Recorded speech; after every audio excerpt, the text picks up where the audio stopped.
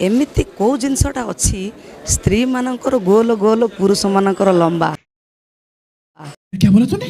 कौन कौन कौन स्त्री लोकंकर गोल गोल पुरुषंकर लंबा कौन कौन कौन हाँ तुम कहूथा मुझे सुसु करी आसे कहबी जे एमिति को जिनसटा अच्छी स्वामी थरे करे किंतु स्त्री सबुदिन करथाए।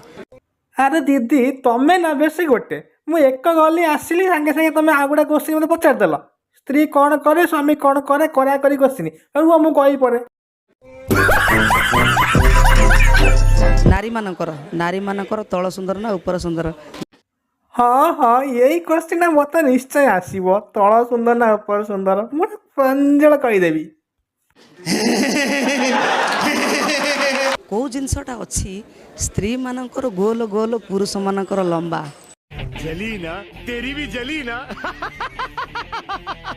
से दिजण कही पारना भूल भाल कहते मुझे उत्तर कहूँ जे तुम फेल है उत्तरटा शुण सिंदूर स्त्री माने मुंडर केमिति सिंदूर लगाती गोल गोल पुरुष केमिति लगाती लंबा से फेल होती। मजा आया।